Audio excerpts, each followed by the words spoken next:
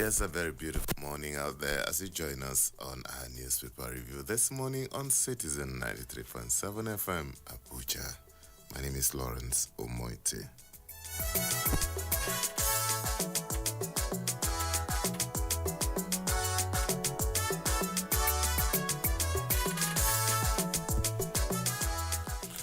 Yes, as usual, we will be taking a trip around the pages of newspapers across the country. And later on in the course of the program, we will be back to take a look at some analysis concerning some of the stories in the daily. So, the flight begins.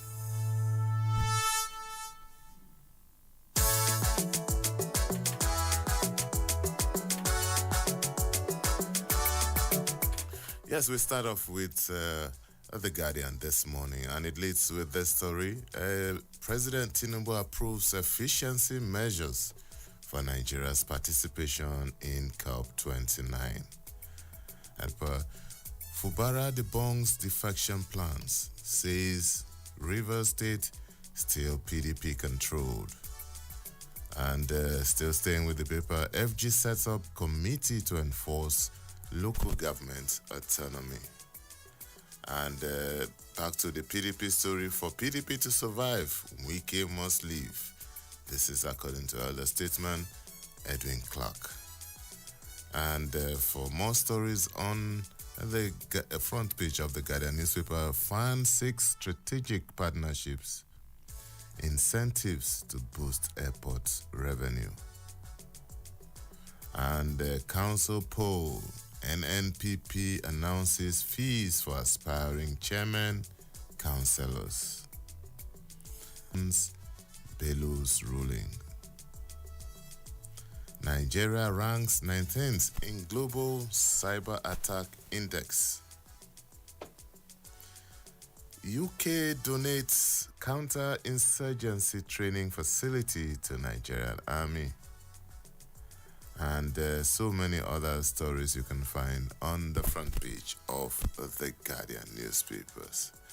And from the Guardian, we move on to the Nation newspapers. NNPCL petrol sells for half its landing cost. That's NNPCL petrol sells for half its landing cost. It looks as if we would not hear the last of this petrol crisis. The role of education in shaping future business leaders. And federal government cuts COP29 expenditure by 10 billion naira. And still staying with the Nation newspaper, alleged terrorism financing others. Jero reshadows appointment with police. And PDP BOT 6 resolution of Rivers crisis. COP29 Tinubu OK's climate accountability portal.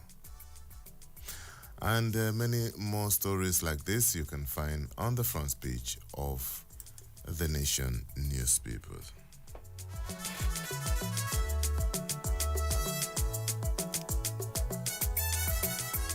Sponsored delegates. Continuing, it says we'll save 10 billion naira from cutting down COP29 expenses.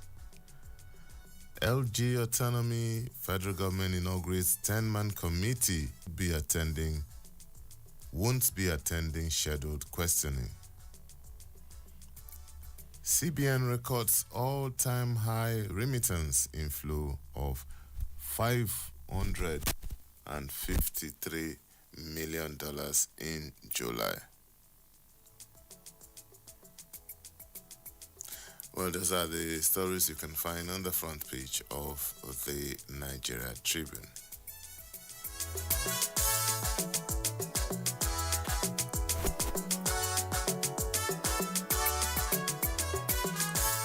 The Daily Trust newspaper is next. Leads with this story. Philip Shaibu floors Obaseki again as appeal courts voids impeachment. Tinubu NSA monarchs. Army gets new counter-insurgency training facility. That's still staying with the Daily Trust newspaper. Nigerian arrested in US over $10 million COVID-19 aid fraud. We beg to launch new model smart schools.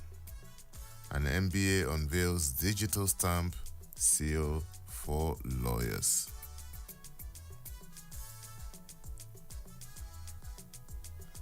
Stop playing with words. Waziri Adio hits NNPC over subsidy denial.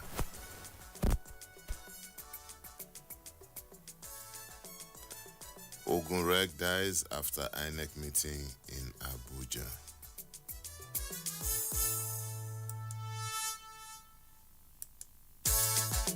All right, we move on to the Punch newspaper now, and at least with this story, NNPC reports 9.3 trillion naira petrol imports as queues linger.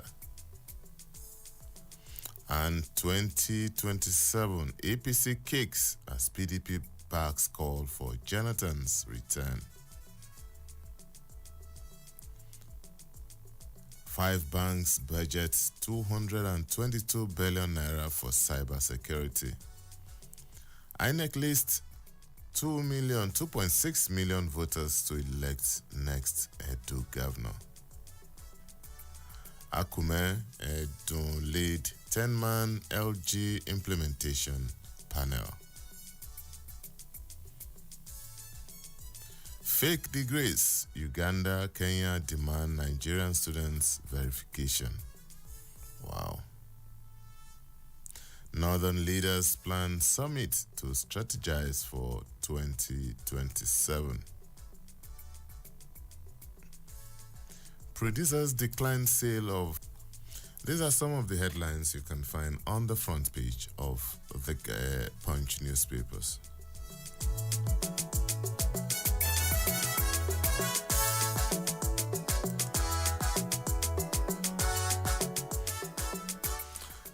The leadership newspaper is next now. 2027 Shekarau, Ado, Yakasai, Tafida, others float Northern Democrats. Stakeholders brainstorm on future of fashion in Nigeria. Okay. All right, we move on to the Sun newspapers, and at least with the NLC story, terrorism allegation, Nigeria to honor police invitation, August 29. FG inaugurates committee to enforce Supreme Court ruling on LG autonomy.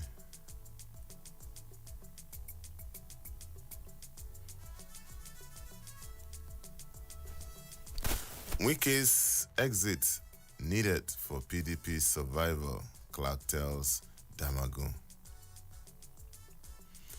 And in Enugu State, government to pull down properties used for kidnapping in Enugu. NPA to implement electronic call-up system at Onne Port. NAFDAC exporters to address food export rejections. Rice importation through land borders remain prohibited. We are training Nigerian seafarers to repatriate billions of naira annually. This is according to the DG of NIMASA.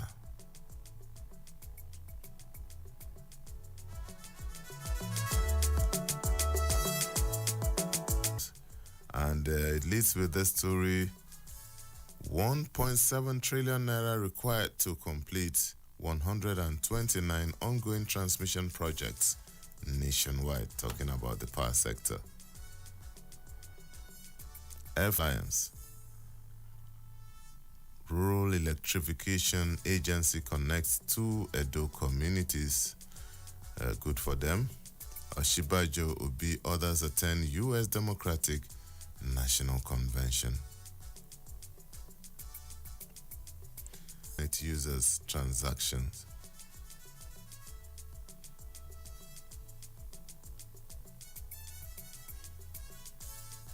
Budget deficit, FG borrows 4.73 trillion naira via bond market. Well, those are some of the headlines we can take on the front page of this day newspaper. The program will return shortly for the second phase, where we look at some of the stories in detail. It's still newspaper review on Citizen 93.7 FM here in Abuja. Please don't go away. The program returns in a moment.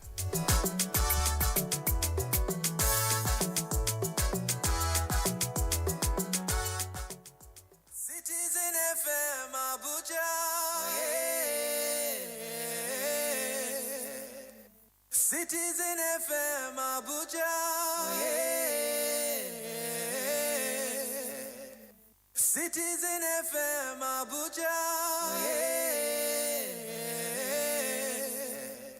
Citizen FM Abuja. Citizen FM Abuja. Citizen FM Abuja. Citizen FM Abuja. Citizen FM Abuja. Citizen FM Abuja. Citizen FM Abuja.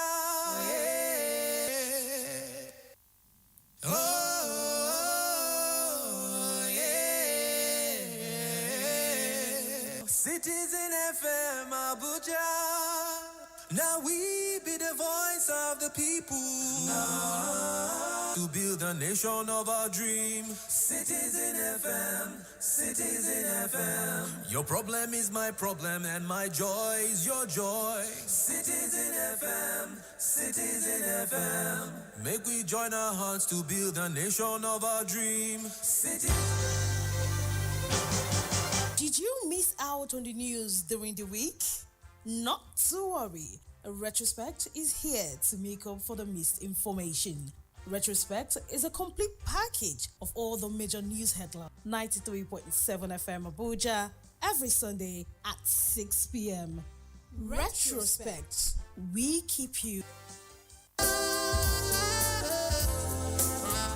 The issues. Everybody respected that because it was coming from the president. Theory behind it, the way the people took the battle in their hands. Some civil servant retire without a roof over his head. The cause. If we cannot trust you, then you cannot take the ticket of this country. Hussein cannot be divulged from those who cause the crisis. Honestly. The passion. You must have national spread. So where is it? Why are you so concerned about that? He said money was. I never. No.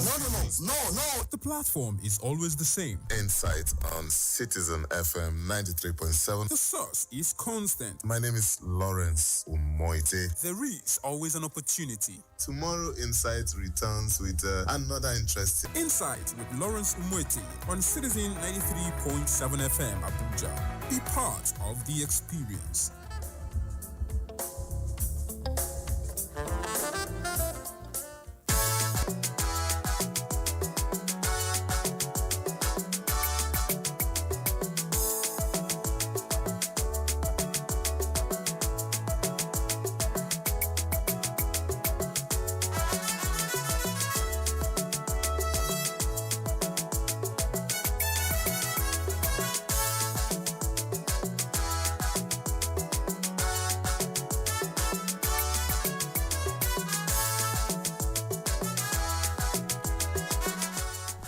Thank you for staying tuned. It's still newspaper review on Citizen 93.7 FM Abuja. And this is the part where we get to look at some of the stories in details, and our guest is here.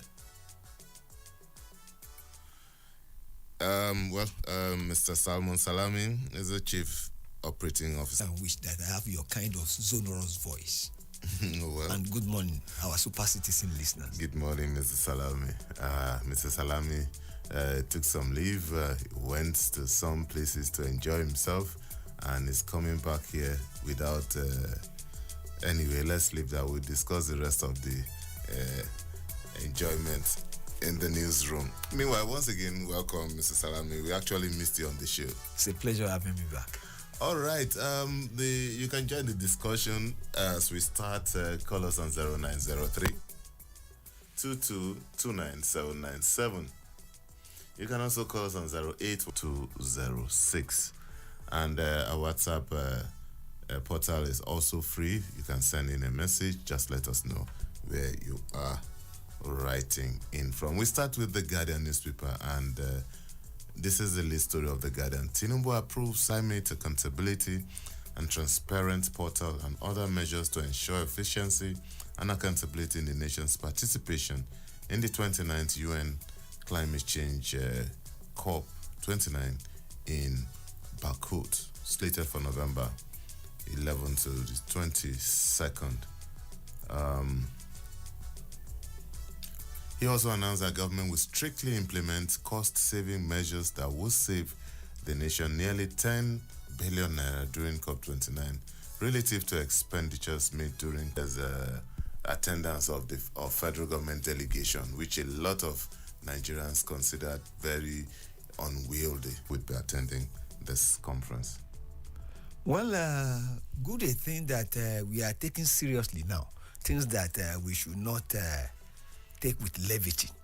And the UN conference, COP29, on climate change, is a very, very important conference that only those people who have things to do there should be allowed to attend the conference.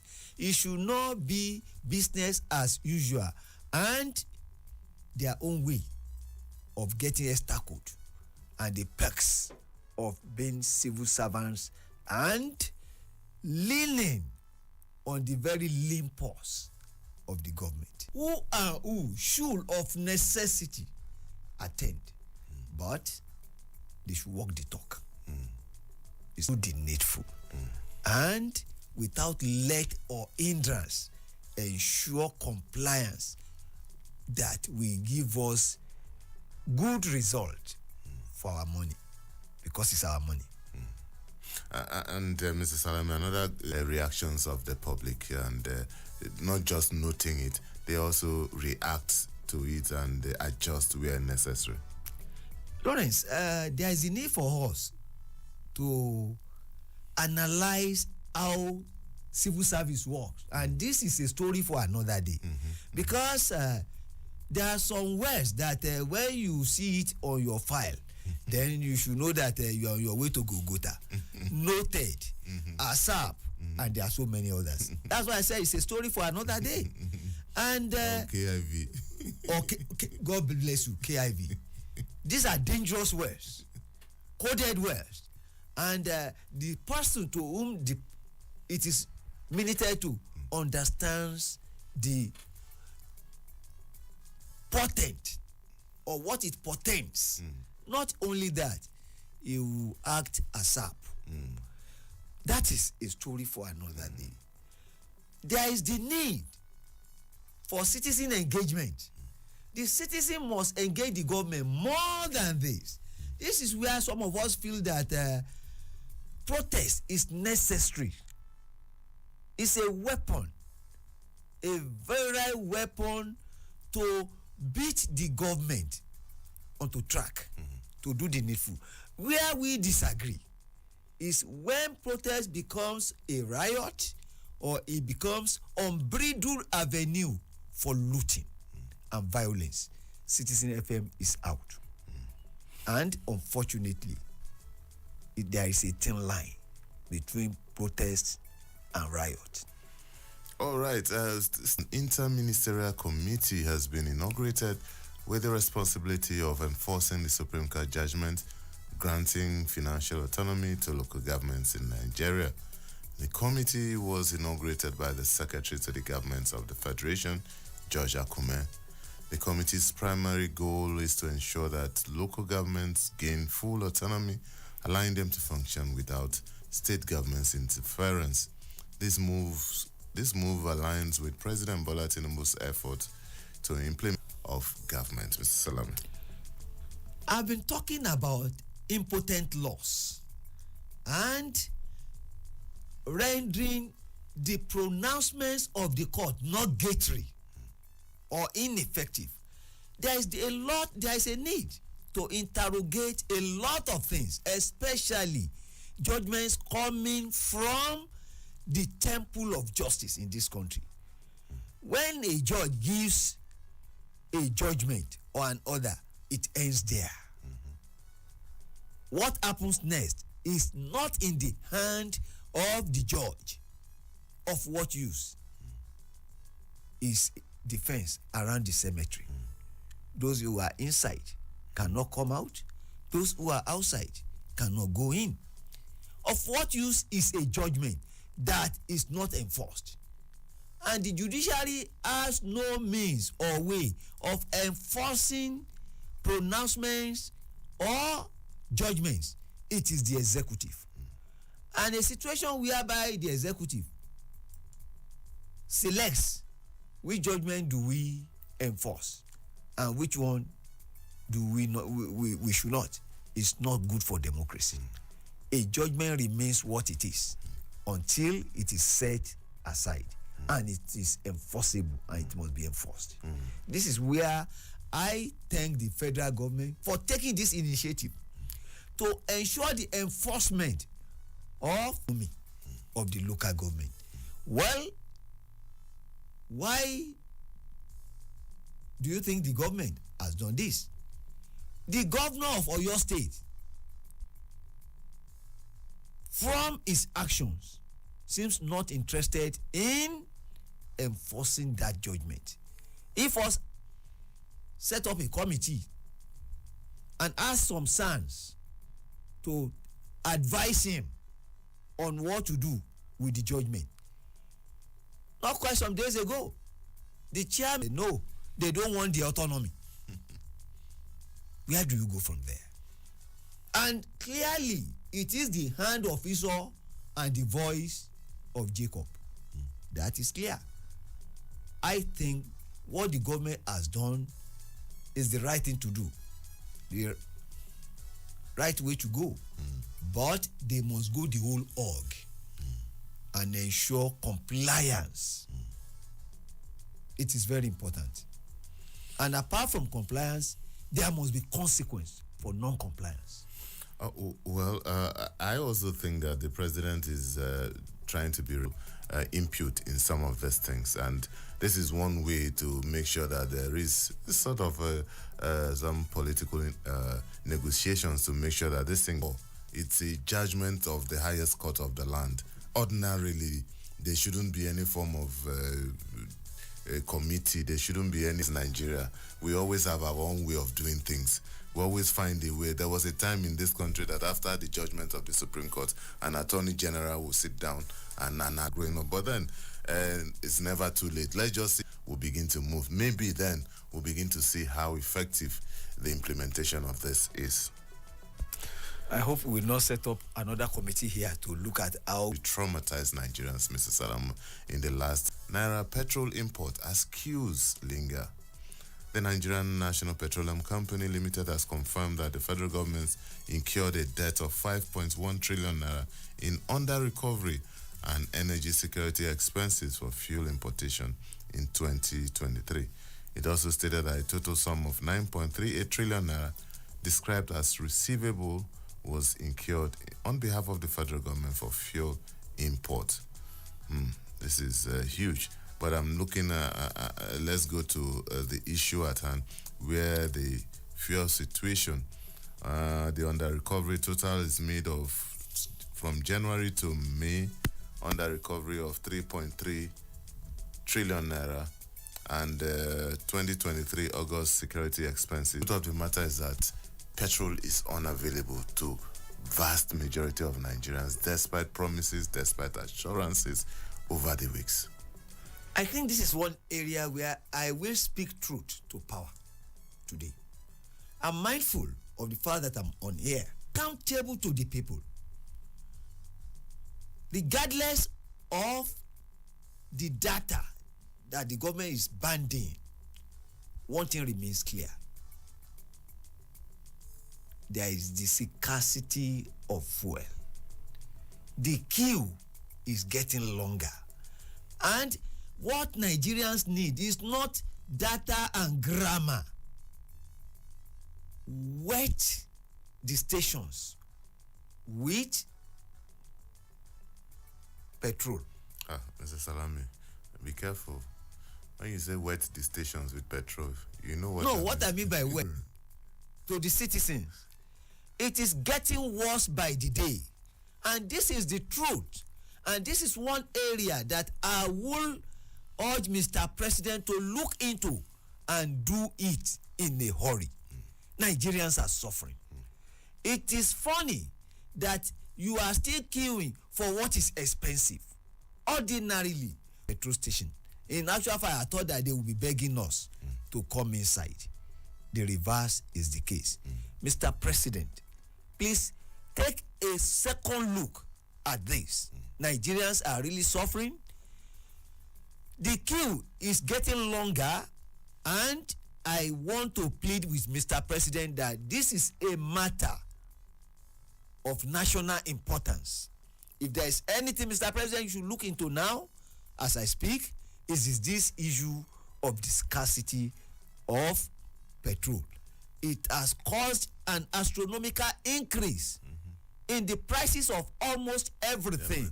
And Nigeria... Salami, the next general election is in 3 years' time, but trust me, a lot is going on now underground. A lot of negotiations, a lot of meetings and everything. Let's start. There are about 3 angles to this situation I want us to look at, but let's look at the first one from the Punch newspaper. Northern leaders plan summit to strategize for 2027. Notable leaders from northern Nigeria are coming together for a pivotal summit focused on revitalizing the region's political and economic power ahead of 2027 election. This was revealed in Abuja during a gathering of the League of Northern Democrats, a group comprising former governors, senators, and other prominent figures from the region. The central theme of the initiative, set to be officially announced at a summit in Kaduna, revolves around addressing the region's political trajectory, economic growth, and security issues. Mr. Salami, it started already. Well, it has never stopped.